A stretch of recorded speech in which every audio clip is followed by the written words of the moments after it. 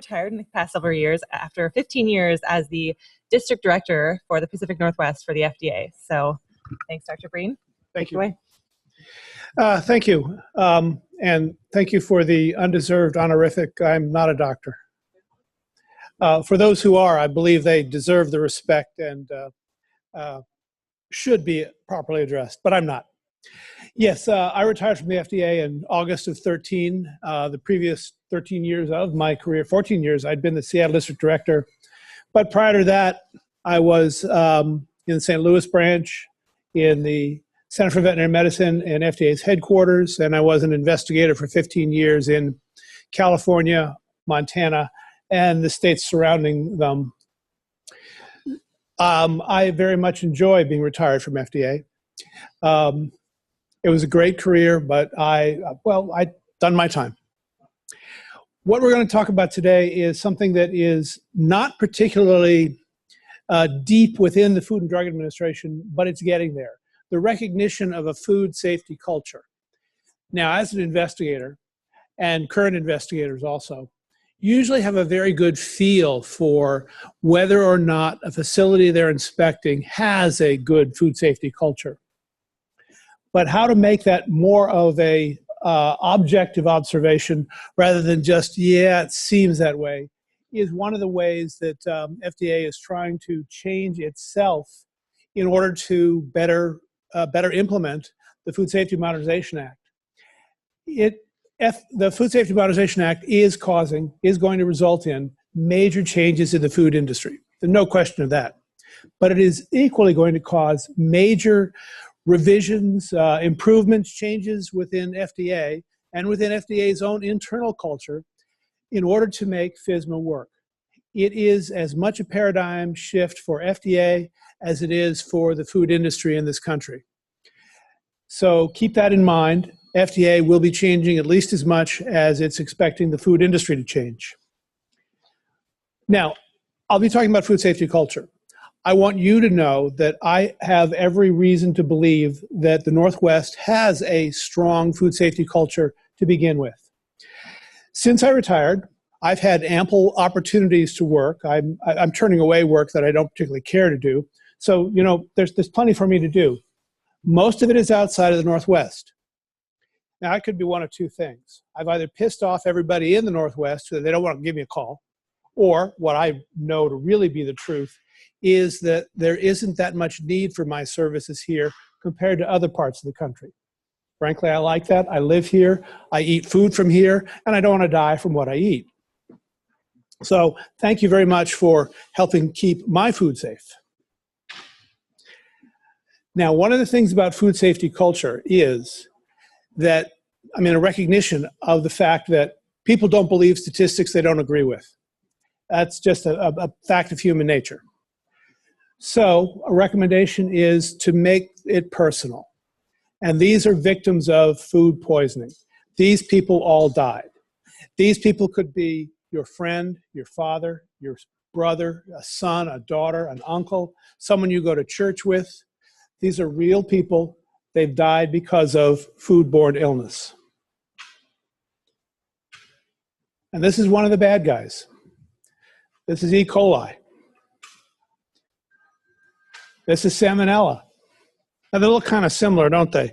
But if you look real careful, well, these flagellates are distributed across the E. coli, and on salmonella, there's just 3 of them at the back, and a bunch of little tiny ones all over. And here's Listeria monocytogenes. It has 4 flagellates out the back. These are the bad guys. And so is this guy. He's in prison for 28 years now. Stuart Parnell was the president of the Peanut Corporation of America. They shipped salmonella-contaminated peanut butter. They killed people. He's in jail. He is the exception, though. There are very few instances where FDA sends people to jail. He richly deserved his conviction. And he's not the only one from PCA. I do not include the Jensen brothers here. They were negligent, but they were not malicious. Stuart Parnell knew what he was doing and kept on doing it anyway. So What is a food safety culture? Why does it matter? It matters for a lot of reasons. Not least, FDA is going to be looking for it. It's going to be evaluating the degree to which they see evidence of a food safety culture, mostly in food processors, but also in growers when there's a problem. If there is no problem at your growing operation, the odds that you'll see an FDA investigator are extremely low. If there is a problem, the odds are at least 50-50 that you'll see FDA. Probably 90% chance you'll see somebody from a state Department of Agriculture. So FDA is going to be looking for it when they are there. Customers are beginning to look for it also. The man who really popularized the concept of food safety culture with reference to food safety in this country is named Frank Yiannis. He's now the vice president for food quality and safety at Walmart. Walmart is a big customer.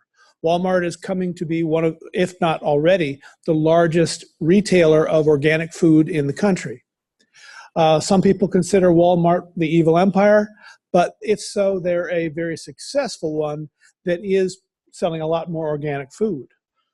Now, consumers may not know the name, but they certainly expect the result. They expect their food to be safe, period. Why is a good food safety culture needed? Regulations and inspections alone don't work. If they did, we'd have safer food. Training alone isn't enough. Again, if it was, we'd have safer food. SOPs alone aren't enough.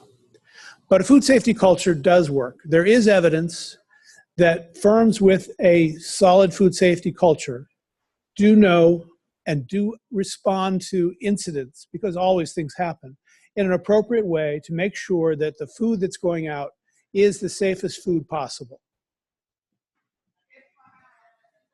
So what is a food safety culture?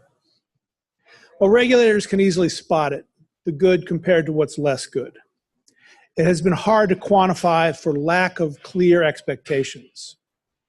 And Supreme Court Justice Potter Stewart in the 1950s famously said about pornography, "I can't define it, but I know it when I see it." Regulators are trying to move food safety culture beyond that, "I can't define it, but I know it when I see it," so that they can both help you and help themselves understand what a food safety culture is and how that will affect the food that comes out. It's really how and what owners and employees think about food safety. It's a shared knowledge. It's a value, not a priority. That's an important point. It's a value as much as the fact that you value the community you live in. You value the respect that you have for others and others have for you. Those aren't priorities. Those are things you live for. Now, a good food safety culture is one that makes you proud to do the work you do. I'll come back to pride later, because pride is important, but it's also two-edged. And it's shared thoughts and views. This is part of the definition: learn through socialization and persist through time. It's contagious. People who have good food safety attitudes, who are able to share what they do and why they do it, it tends to spread. It's not something that remains static. It can improve over time. It can deteriorate over time also, and that's something to watch out for. Now, the characteristics of a food safety culture include a systems approach. So it's not just we do this one thing and that takes care of everything. It's recognition that the whole system matters from start to finish. And it's top down. Owners, managers, not managers, owners. Owners and the top people are the ones who have to say, this is what I want. This is what I want you, anybody that's working for them, to do, to learn, to incorporate into how you approach your work every day. It's based on a strong prerequisite sanitation program. Sanitation is one of those things that everybody knows it's important, but sometimes it still doesn't get the respect it deserves. It really deserves a lot of respect. It is the foundation on which all food safety really has to be built. The leadership in a firm has to not only say what's important, but they have to act that way. I was auditing an inspection of a firm, a very large peanut butter manufacturer, not PCA, that also had run into trouble with FDA. And the plant manager and other high up management accompanied me during part of this inspection. There are multiple hand washing stations in this facility. And I watched, and every single time we moved from one zone to another in which there was a hand washing station, the manager was first one to go there and do a good job washing his hands. It wasn't one of these wet, rinse, and dry. He did a good job. And everybody else who was working for the company did a good job. That's one of the things that I saw him do that was in reinforcing that from the top, the food safety culture that they'd established in this facility was important to the top manager, and it helped spread that throughout the rest of the employees. Because I also noticed other employees, the people who were working on the line, people doing cleanup, were equally, doing a good job washing their hands. Employees have to have confidence, though, that they can make improvements, that if they suggest something to do a better job, that it'll be given a receptive audience. It won't be, well, we've always done it this way, so your idea just can't be used. At least it'll be given some degree of consideration. Knowledge shared up, down, and across.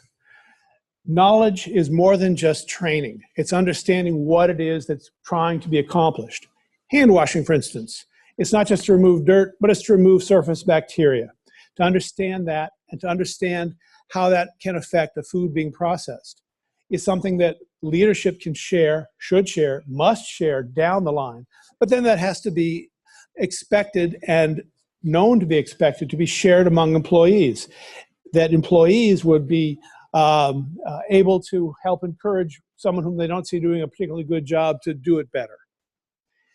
And the knowledge base of the employees, just when you have a good culture that shares information, continues to grow. Now the hard skills, the hard things where you do the numbers, the CFUs, the temperature, the pH, analytical results. Now that's considered hard numbers, but they're easy to get, they're easy to do compared to the soft skills, which are necessary to create, develop, and improve a food safety culture. The behavioral changes, really that's what food safety culture is behavior, a shared behavior, a mutually recognized behavior that this is the best way to do things, has to be internalized by owners and employees. Now the facility design can help. If you have a logical process where raw material comes in at one side, a washing step, sorting, culling, and then progressively toward the cleaner end, and it goes out that way, that's a good facility.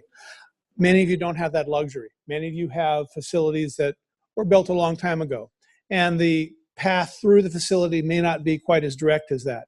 But to the extent that you can rearrange things to make it more consistent with, we start here, we clean, clean, clean, and have a great product that goes out here, is a better way to do it. Equipment. Again, back to hand washing. The facility I was in, where everybody was washing their hands so frequently, had wash sinks where they needed to be. When you move from one zone to another, there was a wash sink. And it was somewhat isolated from the next room where the processing goes on. There are plenty of places for people to be able to wash their hands. If you have to leave the line for some reason and then go 50 yards to the nearest wash station, that's not a particularly good facility design. Those are the kind of things to keep in mind when you have the opportunity to make improvements. A food safety culture also will rely upon a risk-based plan. Now, FDA, Food Safety Modernization Act, requires that to be a written risk-based plan.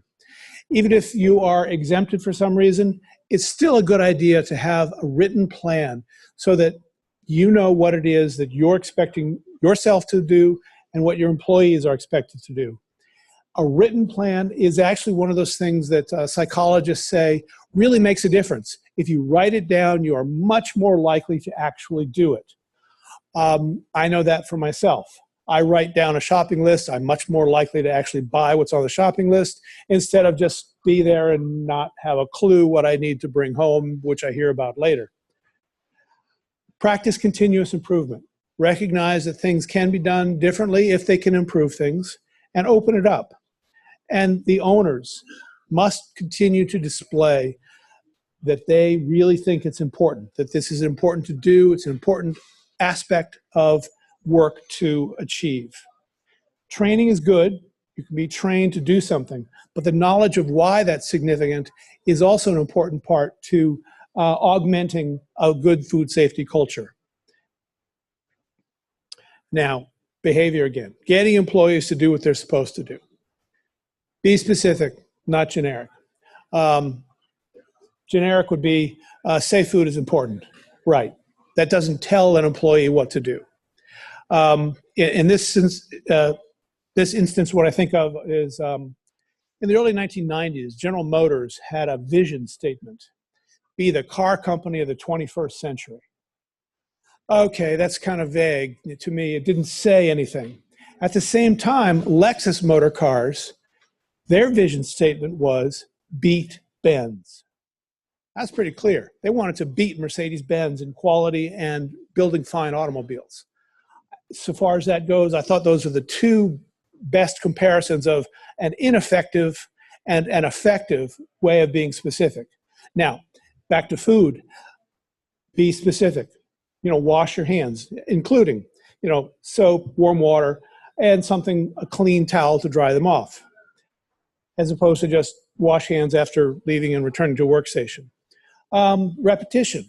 Repetition helps. The adult learning model calls for, I'm not sure, between 3 and 5, 7 repetitions of the same point before it gets across. Some people maybe less, some people more, but the idea is that a consistently repeated message will get through better than just a one-shot deal. And some variety is good too.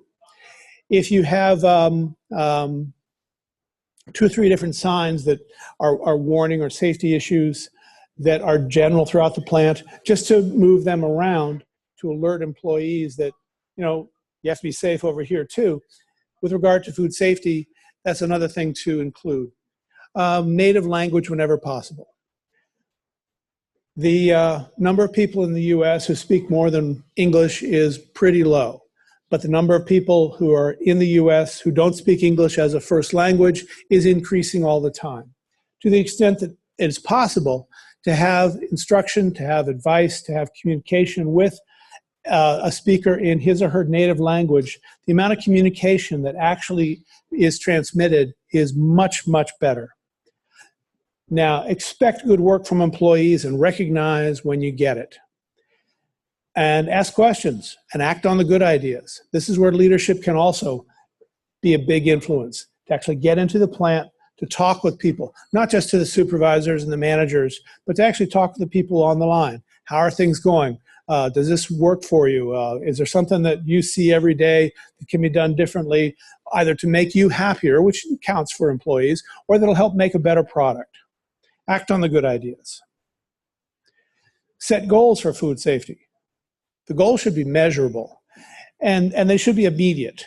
If the goal is to reduce defects coming out at the end by 5%, well, then there need to be some intermediate goals beforehand to provide employees with an opportunity to reduce defects at the end, somewhere here in the process. It's what you want to achieve. Measure the processes, measure knowledge. Ask employees what it is they know about not just what they're doing, but why they're doing it. Measure behavior. Look at them. I was looking at people in that plant that I was auditing for hand washing behavior. So were the people who were coming around with me.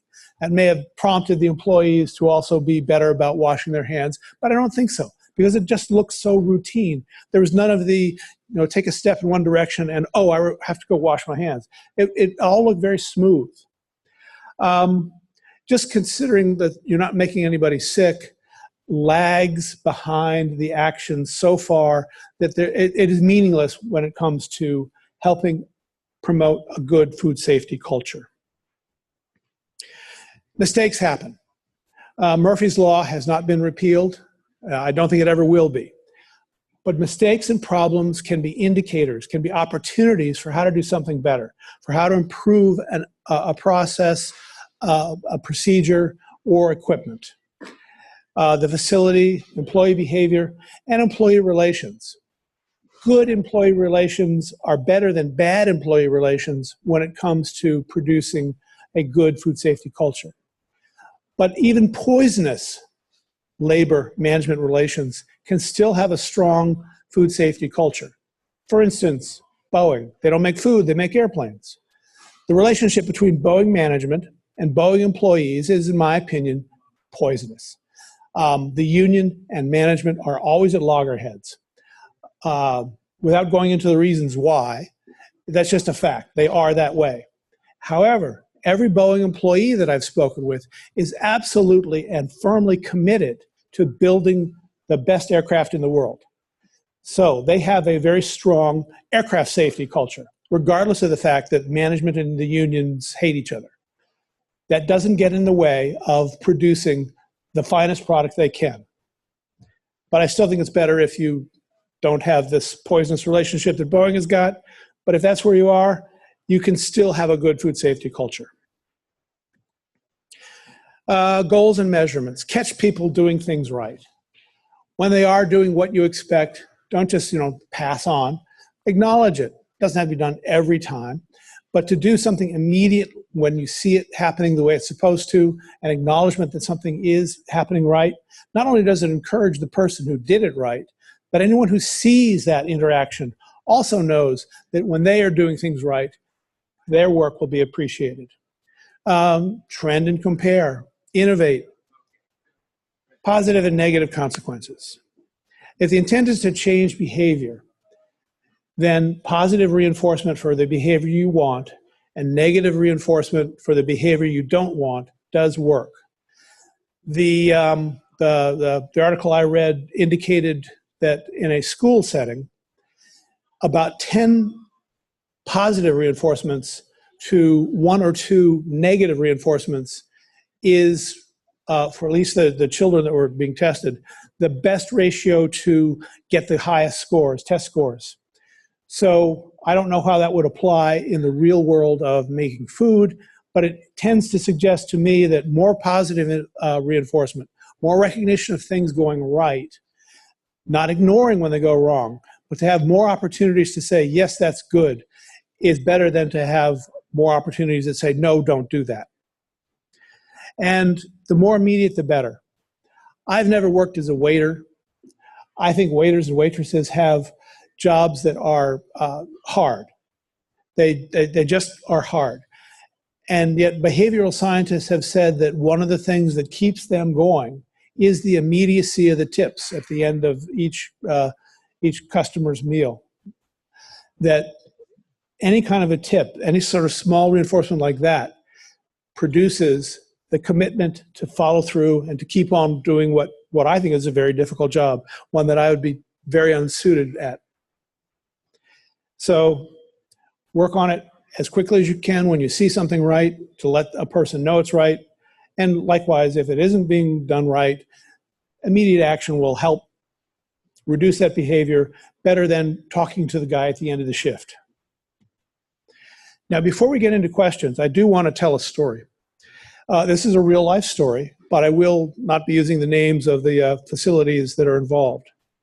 A few years ago, there was a berry grower, not in the Northwest. This is a large berry grower. Large because it has a lot of individual farms growing berries that go all to this central packing facility. They were making frozen berries and shipping them to a customer of the frozen berries who was going to turn them into a puree. The customer was processing some of these frozen berries and noticed in the waistline from the puree machine some shells of nuts, tree nuts. Well, now this is an allergen, a major allergen. And they noticed that some leaves and twigs were expected to be normal, but then there was a kernel that popped out in this waste stream. This got them worried, as well it should have. They asked me what I thought they should do. I said, well, how long have you been processing berries from this source? And they told me how long, and they said that some of it had been distributed. And I said, absent further information, I think you should recall what you have already sent out. They did recall. And then they went to the producer, the packing house from whom they got the frozen berries, and said, here's what we found, here's what we did, and what can you tell us about how these nut kernels may have gotten into these frozen berries so that we can both better be sure that we have protected our customers and know what to do with the remaining, and there's a large amount of remaining frozen berries. The packing house pretty much was in denial in the first place, but then went back and did some looking and checking and said, well, we don't want to pay anything to take these berries back. We think you can keep using them, except for a discrete number of barrels that they said came from 1 or 2 blocks, which had used a nut shell mulch in the fields. And they were speculating that during the picking operation, excuse me, that because the pickers were paid by the box, that some may have picked up from the ground and inadvertently got some of the mulch with the shells, and some of the shells may have had kernels in it. You know, it's kind of a long, convoluted rationalization, but it probably was true. But what concerned me was the 1 or 2 blocks. They weren't able to specifically identify where this went on. They said it occurred earlier, and the manager who had ordered the mulch in has since left the company. So then they did their sort and said, all right, set aside these barrels, but all of these barrels are going to be okay. The company that was processing them into the puree began to process some of those barrels and still found some shells and a kernel or 2. This got them upset. They went back to the company that had produced the barrels, and at this point, the company that had produced the barrels of the frozen berries was pretty much stonewalling them. Here's where the pride part came in, I believe, that the other side, the other cutting edge of too much pride, is this company didn't recognize that it had a food safety problem that their customer had identified. And so now we get into lawsuit. Since leaving FDA, I have found that there's a lot more intercompany lawsuit that relies upon someone to answer the question, well, what would FDA think about this? That's where I come in. I also learned during this process, I don't charge enough for that kind of work. It's tough. It is grueling. The client that I was working for got what is now going to be a discount rate because they were the first to ask me. I learned a lot. We had a good bargain, but if anybody else needs me, I'm going to charge more. Back to the actual story, though. So it got into the courts, and during the process of discovery and writing opinions, I wrote an opinion that these goods are misbranded. They're not adulterated, because the presence of an allergen, an undeclared allergen in a food product, is not an adulteration. The allergen itself is still good food. It's just that some people cannot tolerate it in that food. Hence, FDA's labeling requirements are that allergens be declared on the label. Now, on retail packages, I'm sure you're very familiar with the allergen statement. It's got a little box there. There is no such requirement for allergen labeling on, large non-retail packages of food that are intended for further distribution. But buried in the 1938 Act, there is some language that is extremely abstruse to try and parse about how anybody who is selling a food for someone else to process, whoever's selling the food has to provide the processor with enough information about what is in that product for the processor to safely use. The absence of the declaration of the allergen on the berries that went to the processor is the violation under the Food and Drug Act that the grower-packer had committed.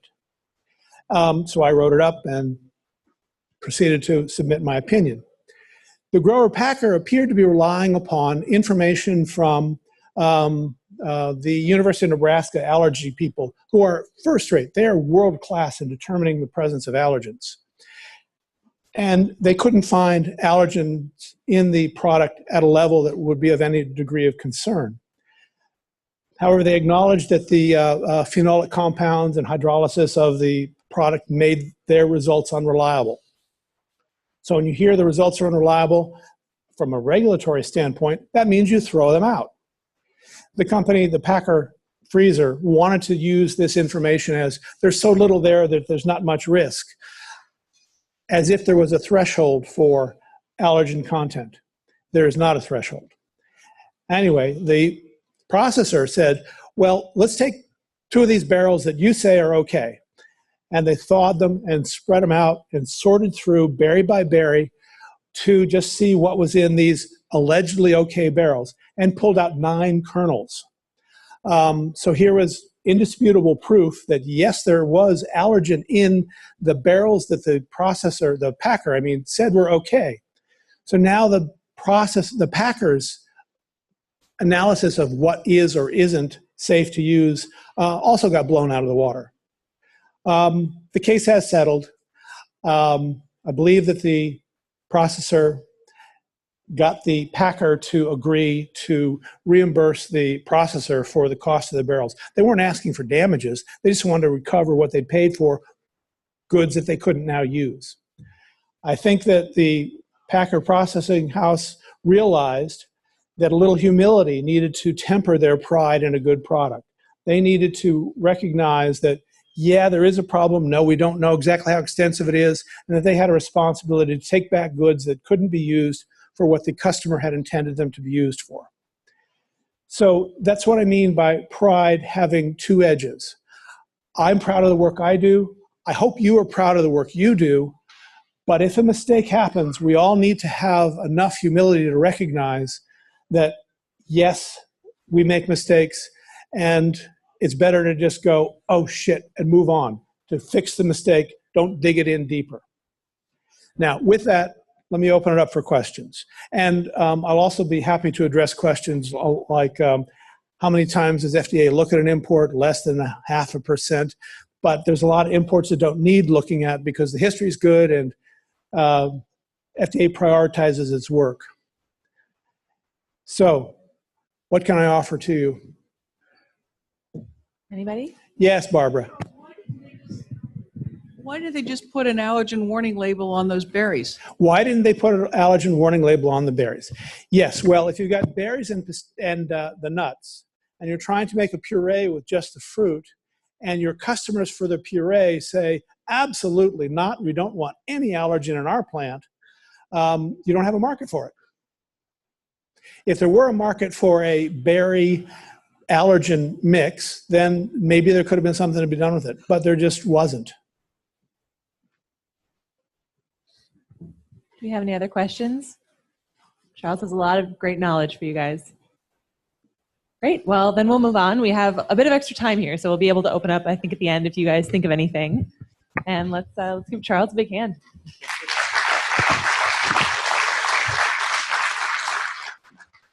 As I pull the PowerPoint up here,